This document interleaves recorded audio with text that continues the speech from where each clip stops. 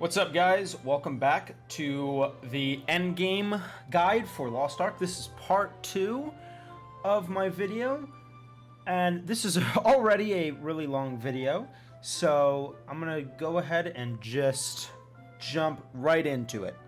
So let's kick things off with Void Dungeons. This is the last piece of major Endgame content that you will be doing for Lost Ark. Now, what are Void Dungeons? Well, they are very similar to any other MMORPG's version of a dungeon. Like World of Warcraft has normal, heroic, mythic dungeons. These are those types of dungeons. They are these encounters that you do with a group of people. Max 4, however, that can change depending on the dungeon. There are some dungeons like these that have 8, but this is a higher tier of content. Looking just on the tier 1 dungeons, these have these are 4-player activities that you do, and they have 2 bosses per dungeon. Now you can see the rewards that you get from these dungeons on the right hand side. You have access to being able to get mostly jewelry. However, you get a ton of crafting materials. Similarly to the Abyss raids, or raids in general, you get crafting materials. You can also get engravings as well as ability stones, and you can also get legendary cards. So the dungeon that I'm showing on screen right now is the Abode of Death. And this is the first dungeon that you will have access to at Endgame, and you can enter it at item level 340. As you can see, this is a 4-player cooperative experience, and you're really just fighting a bunch of trash mobs and fighting packs of, you know how normal fucking MMO dungeons. It literally is just basically a normal MMO dungeon. There's nothing really elaborate or anything that has to be really pointed out of importance, of extra importance, to be said about these dungeons. That's what they are. They're just normal dungeons. So yeah. Taking a look at the screen here, you can see that down here it says that there are 3 attempts that you can do for these dungeons. Now, there is something that is really important to note. As of the beta, this was the same. It was the same in the NA beta. You had the ability to do 3 of these dungeons, and you could not get gold. You could not do that for any of the dungeons at all. Why am I mentioning this?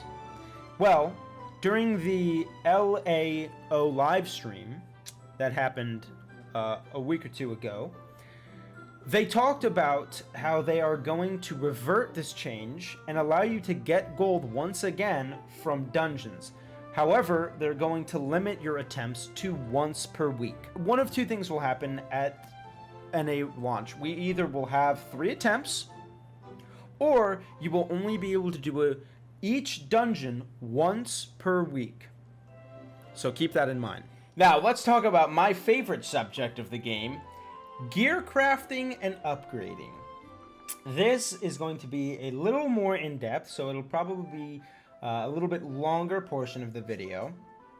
So please bear with me. I'm going to try to be as in-depth as I possibly can, but be as precise as I can. When you want to upgrade a piece of gear, all you have to do is come over to this area in the bottom right corner, and you'll always know because of these icons. They literally look like armor and weapons, and there's a little hammer. It's called equipment polish. You come over to this little area over here, and this is where all of your crafting happens. To upgrade gear, one of the most important aspects of any MMORPG is to get your item level higher and higher. Now, if you look at my item level, it's 251, but I don't have shoulders on. If I throw on all of the pieces of gear that came with my character for boosting, you'll see that I land at 302 item level. And this is pretty baseline. So talking to this equipment polisher, we're going to upgrade 1 piece of gear. And this is how you do it fundamentally for every piece of gear for every tier, or for every upgrade level. The first thing you do is treat the armor piece. This allows you to even begin the upgrading phase. Then, make sure you have the correct amount of required resources. For the level 2 of the rank 1 gear, it requires 90 small armor crystals and 2 Javena's emeralds. Now remember, the Javena's emeralds are required through specific means, through either daily quests, weekly quests. You can also get them from the Chaos Dungeons, and you can also get them from various other methods. Once you have the correct amount of resources, merely hit upgrade. Now, this screen right here is the upgrade success rate. What this means is that there is a chance between 0% and 100% that your upgrade will be successful. The higher up in higher up in upgrade level you go, the lower the success rate. So if we read right here, it says that the chance of successfully hardening or upgrading the piece for all stages up to level 15 is 100%. Once we hit level 15 on our gear, it will no longer be 100% success rate and will start to diminish. Now this is only important if you are at that stage, but once your gear starts to lower in success rate, you can use the star diamonds in order to upgrade the chance of them successfully upgrading. But for now, at the lower end of the spectrum for gear levels, we're going to ignore that completely and just hit the upgrade button. This will successfully upgrade our gear to the next tier, which is level 2. This will increase our item level and all of the stats on here, which were fucking 0. Like, oh my god, what the hell? Shoulders, chest, legs, and gloves all follow the same metric. Weapons, however, have one variation, and you probably already noticed. It's the crystals are red now. These are weapon crystals. Now, weapon crystals are achieved through the same means that armor crystals are, but they're a separate currency because they are required in higher abundance since you only have one weapon. And the higher item level your weapon is, the more damage you'll do. But it follows the exact same process. You temper your weapon to allow it to be able to be upgraded, and then merely upgrade it to increase its item level.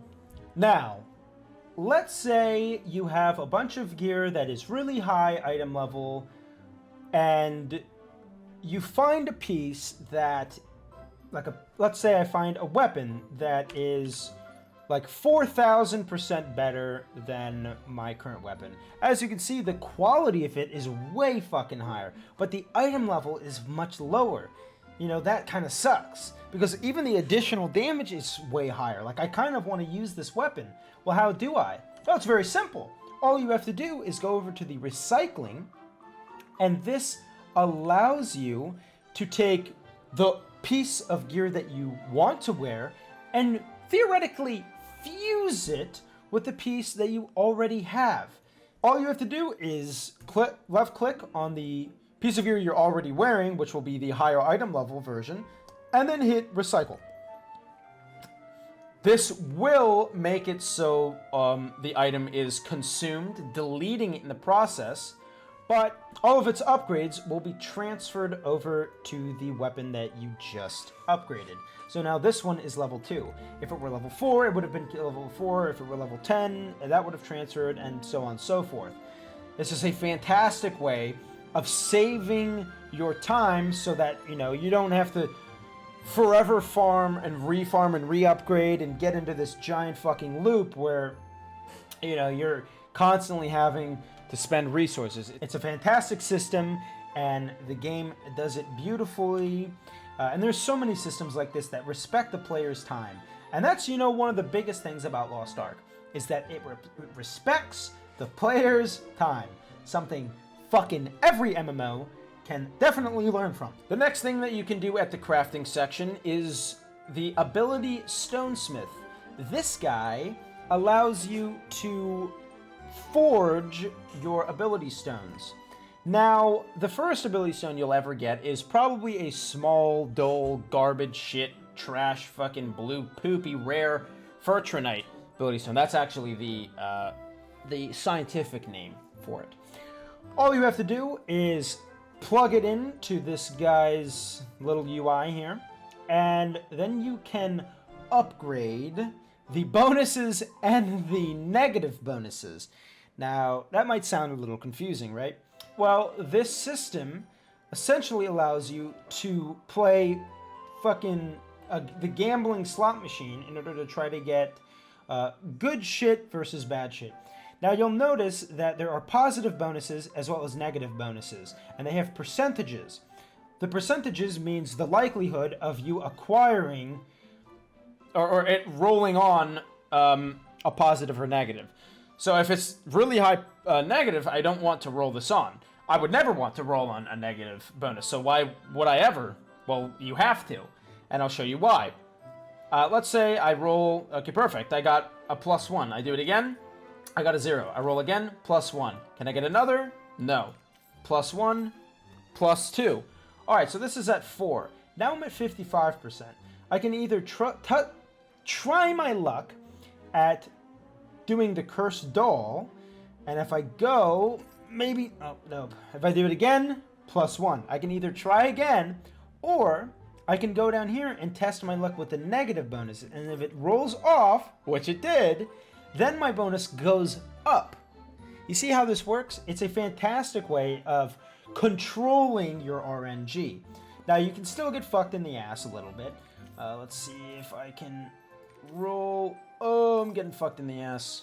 Oh, I'm getting fucked in the ass. Oh, God. All right, well, feels bad. I got kind of a garbage roll. It happens. But yeah, that's basically how this system works. The ability stones are the most RNG part of the game. They have 2 good stats and then 1 bad stat. The stats on here are engraving effects, all of the basic engraving effects. So it's all of these normal combat ones, the ones that every single class can use. Now, coming over here, one last thing to note is that there are unique gear crafters for when you get materials from doing the Abyss raids or even the dungeons. You come over here and you can talk to either of these 2 vendors and you can craft your sets with the materials you get from those respective activities. This is a fantastic way to target the exact pieces you need or want rather than having to farm them endlessly through RNGesus. PvPing is another endgame activity that you can partake in order to obtain upgrades for your character at endgame. Doing PvP can reward you with these special courage tokens, which can be exchanged at the PvP vendor for gear and, or actually mainly just crafting materials you can obtain. There are other items that you can obtain as well, but most of this stuff has to do with ranked or are obtained later on in the game. This bracelet, for example, is a tier 3 item. So while recording my video, I forgot to mention something really important about PvP. Before you jump into doing any sort of PvP, if this is something that interests you, of course, you'll want to first create your loadout for PvP. PvP is completely equalized in terms of gear, meaning all of the gear that you collect in endgame, all of this stuff does not translate into PvP. It doesn't exist. It's not even like equalized gear, it just doesn't exist. You don't have any gear. Instead, what you have to do to PvP is create a loadout, as I said before, and the way to do this is by opening up your fighter's diary by holding Alt and hitting Z. Here's the fighter's diary. As you can see, there is multiple combat templates that you can create. This interface has stat points, distribution, as well as skills that you can select. You can create your very own builds or copy someone else's build if you really want to. Now, there's a couple things to note here. The first thing is that if you don't want to take the time to fill out stuff yourself, you can just simply go into the bottom right corner and hit Best Skills, and this will bring up the most popular skills that people use in PvP. Now, this isn't perfect, and to be honest, it's not even really that great because it doesn't inform you on why these skills are chosen, or really, even in some cases, the skills that are chosen aren't really correct.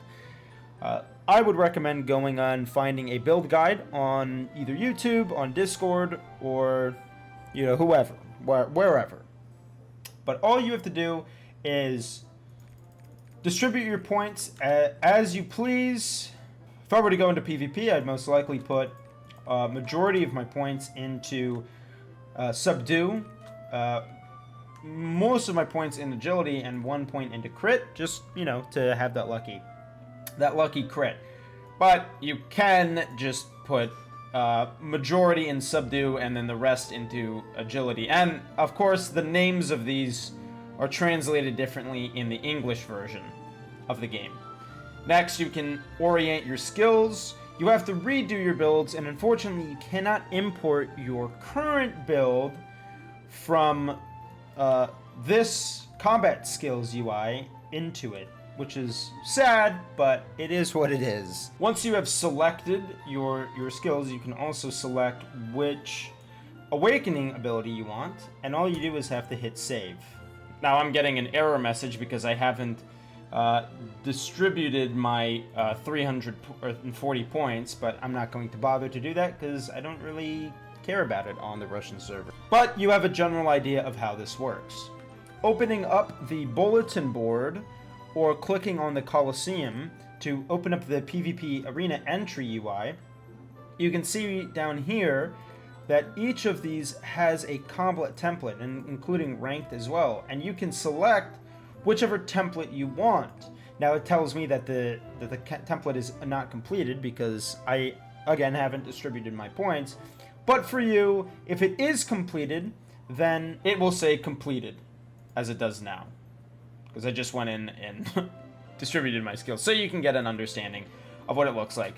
Now, something that I really want to talk about is what is known as the catch-up system for this game. I've said before that this game does a fantastic job of respecting the player's time, and this is a perfect example of that. I'm going to take, for example, the Chaos Dungeons, and I'll show you a couple of other examples of this.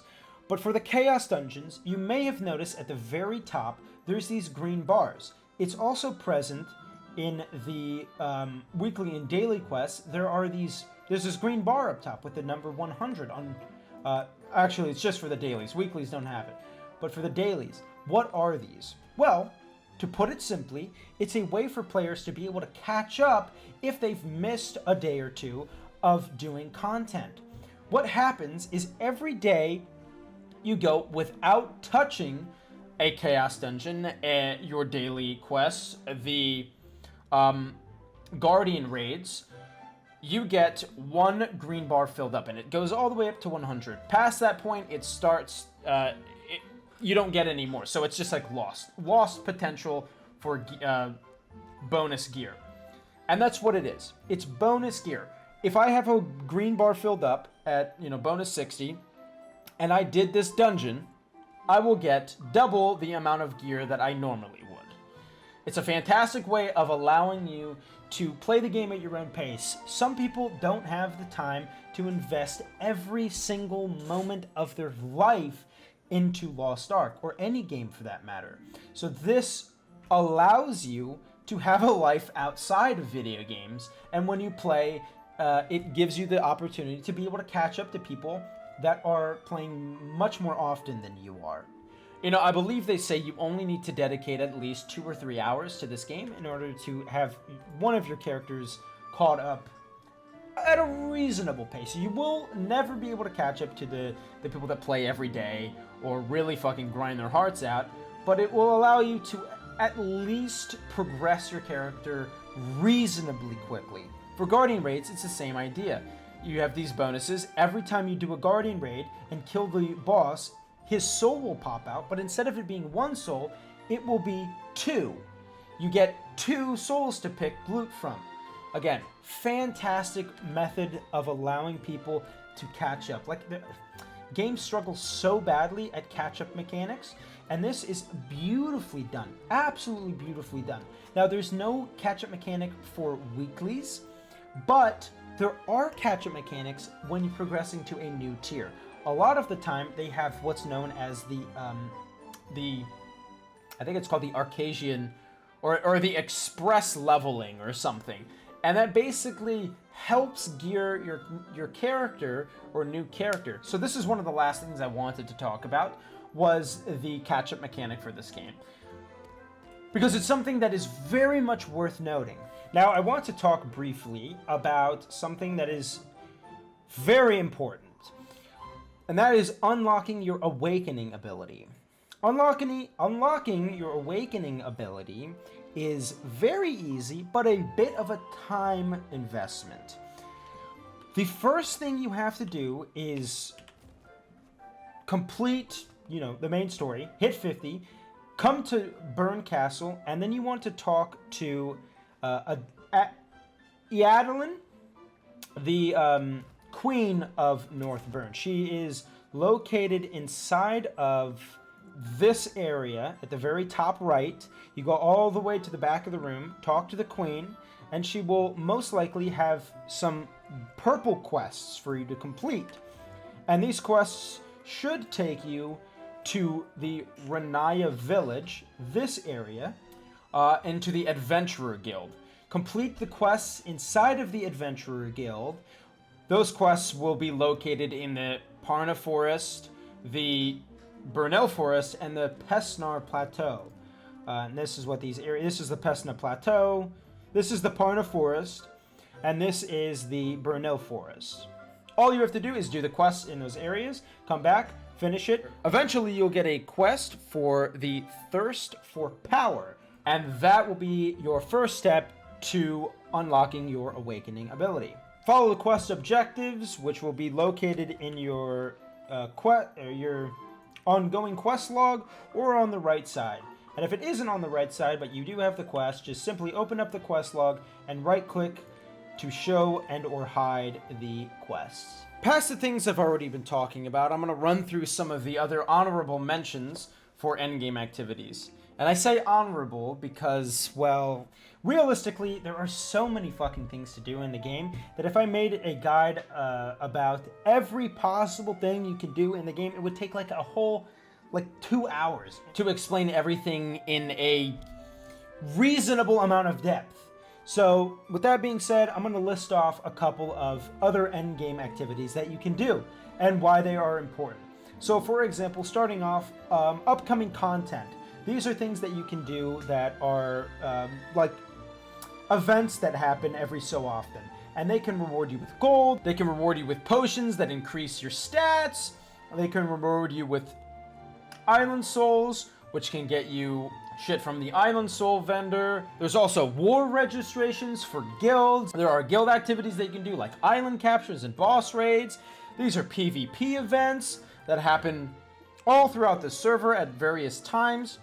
You can fight other guilds in order to acquire islands, which give you fucking big dick rewards like gold and other shit. You can do boss raids, which is another sort of endgame activity that you do with your guild, where at certain times of the day these open up and you can fight a boss with like 1 to 50 people. It's fucking insane. And the faster you complete it, the higher on the scoreboard you get, and the bigger dick your rewards are. There are void rifts that will open up at certain times of day on continents that you go to, and then you can run into it with a group of players in order to get rift shards, which you can turn into vendors.